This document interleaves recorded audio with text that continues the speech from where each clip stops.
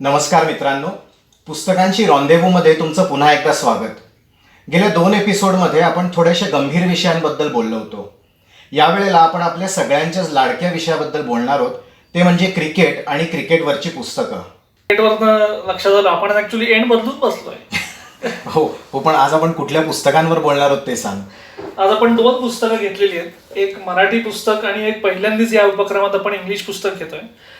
मराठी पुस्तक आपल्या सगळ्यांचे लाडके लेखक पत्रकार शिरीष कणेकर यांचं फटकेबाजी हे क्रिकेटवरचं पुस्तक, आणि इंग्लिश पुस्तक जे घेतोय ते आपल्या सगळ्यांचे लाडके कॉमेंटेटर हर्षा भोगले यांचं Joy of a life time हे पुस्तक घेतोय. बघू, हे ऍक्च्युली पुस्तक मिळत नव्हतं ना, म्हणजे मी सुद्धा खूप मिळवायचा प्रयत्न केला होता, नाही, मला हे मिळालं नाही कुठे. हे खूपच खऱ्या अर्थाने दुर्मिळ पुस्तक आहे आणि मला हे लकीली एका सेकंड हँड बुकच्या शॉपमध्ये दादरला हे मिळालं. ओ, पण हे खूपच सुंदर पुस्तक आहे. ओके. आणि फटकेबाजीचा कणेकर एक अप्रतिम असा एकपात्री कार्यक्रमही करायचे फटकेबाजीचा. हो हो, पण हे पुस्तक, तो कार्यक्रम तर सुंदरच आहे, पण हे पुस्तक त्याच्याही पलीकडे जाऊन क्रिकेटच्या वेगवेगळे जे आस्पेक्ट्स आहेत ते कव्हर करतं.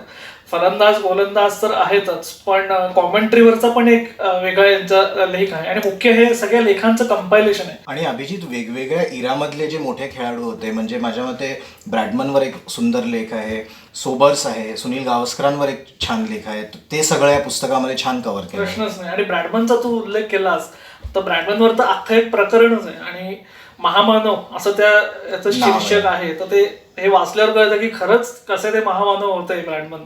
आणि एक फार सुंदर किस्सा आहे त्यांचा की ब्रॅडमन इंग्लंडच्या दौऱ्यात एका अक्षरशः धावांचा रतीप त्यांनी घातलेला होता आणि बरेचदा ते बहुतेक नाबादच असायचे. तर एका त्यांच्या खाजगी कार्यक्रमासाठी खाजगी कामासाठी एका सरकारी कार्यालयात गेले होते आणि तिथे 2 इंग्रज खेळाडू आलेले होते आणि काम संपवून ब्रॅडमन परत जात होते तेव्हा ते 2 खेळाडू एकमेकांना म्हणले, अच्छा अच्छा, म्हणजे डॉन मागणं असं दिसतं. आणि अजून एक त्याच्यामध्ये आठवण लिहिली आहे की 38च्या ॲशेस सिरीजमध्ये लीड्सची जी टेस्ट होती त्याच्यात डॉन ब्रॅडमन 103 वर आउट झाले, 103 वर. आणि ते 103 वरच आउट झाले म्हणून इंग्लिश खेळाडूंनी अक्षरशः टोप्या उडवून आनंद साजरा केला. म्हणजे इतकी त्यांची रन्सची कन्सिस्टन्सी होती त्या सिरीजमध्ये. तू ब्रॅडमन बद्दल म्हणालास तसं मला यातला जो लेख आवडतो तो आपले जे लेग स्पिनर होते सुभाष गुप्ते त्यांच्या विषयीचा लेख आहे. खूप छान लेख. ते वेस्ट इंडिजच्या दौऱ्यावर गेलेले होते आणि ते तेव्हा तिथे इतके सक्सेसफुल झाले, त्यांना ते तिथल्या फलंदाजांना ते रीडच होत नव्हते. आणि सर फ्रँक वॉरेल त्यांनी मग हाऊ टू प्ले गुप्ते अशी पुस्तिका लिहिली. वाव. आणि या लेखाचं नाव सुद्धा कसं दिलंय कणेकरांनी की भारताचा सर्वश्रेष्ठ फसव्या गोलंदाज, असं माझ्या मते त्याचं नाव आहे. पण आपल्या म्हणजे पुस्तकात तर लिहिलंच आहे त्याच्याबद्दल, पण आपल्या आधीची जनरेशन आहे त्यांच्याकडून सुद्धा गुप्तेंच्या, सुभाष गुप्तेंचे खूप अशा लेजंड्स ऐकायला मिळतात.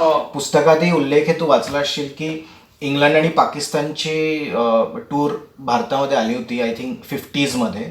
तेव्हा कणेकरांनी लिहिलंय की त्या बॅट्समन, ते जे बॅट्समन होते ते अक्षरशः डोळ्यावर पट्टी बांधल्यासारखे खेळत होते, म्हणजे त्या क्लूलेस ज्याला आपण म्हणतो त्या पद्धतीने अजिबातच रीड होत नव्हते.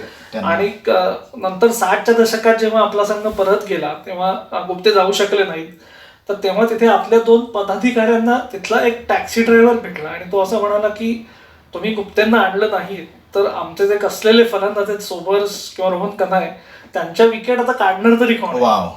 म्हणजे अशी इमेज त्यांची निर्माण झाली होती आधी, एवढ्या सक्सेसफुल त्यांच्या टूर होत्या त्याच्यामुळे. पण फार सुंदर त्याच्यामध्ये प्रकार. आणि ते इव्हेंच्युअली मला वाटतं वेस्ट इंडिज मध्येच त्रिनिदादला सेटल झाले सुभाष गुप्ते. खरं. आता हे झालं खेळाडूंबद्दल. आणि कॉमेंटेटर्स बद्दल पण खूप छान याच्यात एक लेख आहे. सो भारताचे जे जुने रेडिओ कॉमेंटेटर्स होते, आनंद सेटलवाड असेल, सुरेश सरैया असतील, त्यांच्याविषयी पण खूप छान याच्यात लेख आहेत. बीबीसीचा जो जॉन आर्लॉट होता रेडिओ कॉमेंटेटर, त्याच्यावरचा एक सुंदर पॅराग्राफ आहे, तेवढा मी वाचून दाखवतो. नक्की. बाकी रात्रीच्या शांत वातावरणात बीबीसी वरून घुमणारा जॉन आर्लॉटचा आवाज आपल्याला किती थरारून सोडतो. अशाच एका रात्री 9च्या सुमाराला मी रेडिओ लावला आणि आर्लॉटचा संथ, शांत आणि दमदार आवाज वातावरणात भरून गेला. Off the backfoot Harvey hits Freddie Trueman through covers, a delightful shot, perfect timing.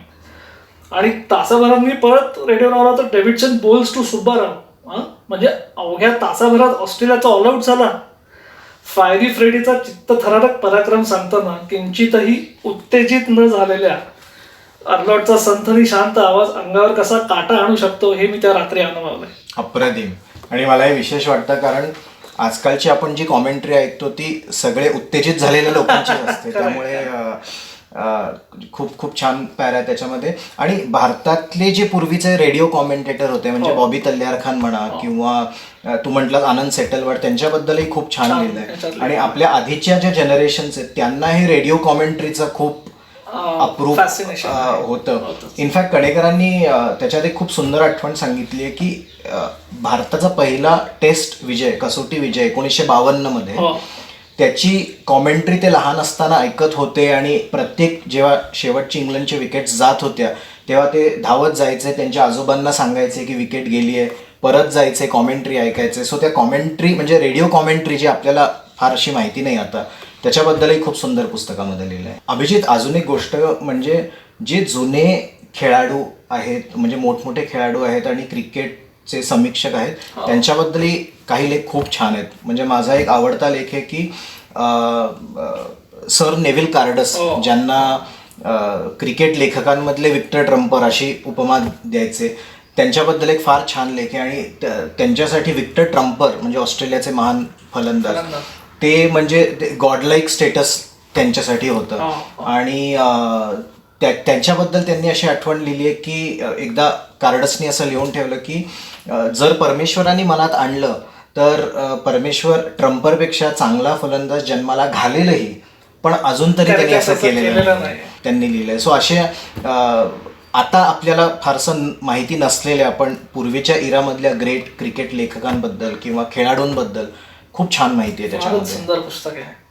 आणि आता दुसऱ्या पुस्तकाकडे वळूया. आणि हे जसं मी म्हणलं तसं अतिशय दुर्मिळ पुस्तक आहे.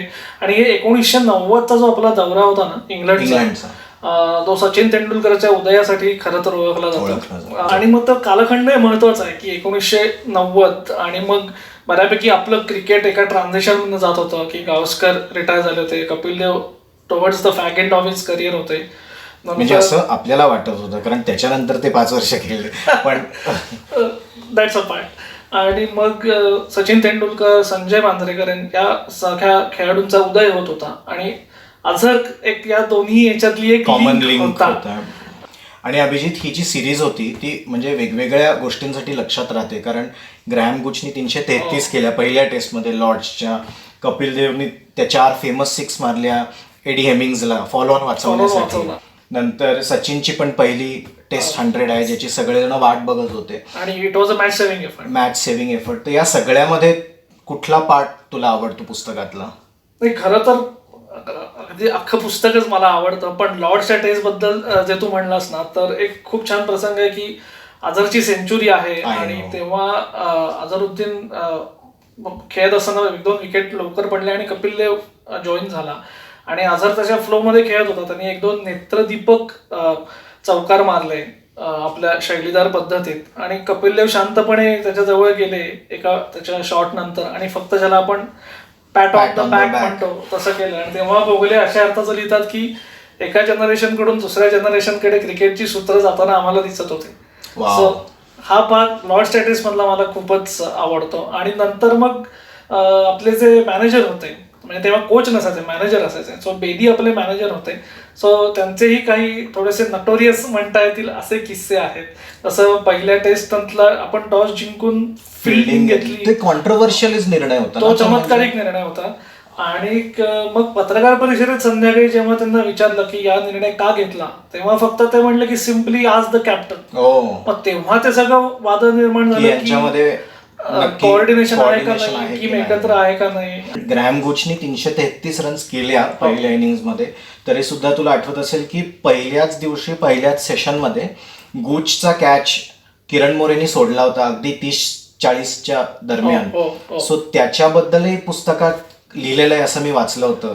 प्रश्नच नाही. ते पण आहे की एखाद्या कॅचचा सगळ्या सिरीजवर कसा परिणाम होतो ते पण याच्यात आलेलं आहे की किरण मोरे पुढे दौऱ्यात एके ठिकाणी हर्ष भोगलेंना भेटला आणि मग तेव्हा तो म्हणाला की आता मी कसा इम्प्रूव्ह करतोय, आणि मी बॉब टेलर जे प्रसिद्ध इंग्लिश विकेट किपर होते त्यांनाही भेटलोय. आणि भोगलेंनी असं लिहिलंय की कायम तो दडपणाखाली मोरे एका कॅचमुळे वाटला.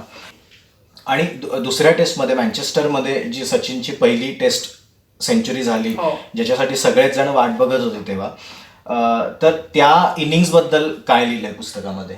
एक तर ते मॅसिव्हिंग एफर्ट होता, कारण आपण पराभवाच्या छायेतच होतो. आणि त्या सेंचुरी बद्दल लिहिताना त्यांनी असं लिहिलं की एक फलंदाज कसा मॅच्युअर होत जातो.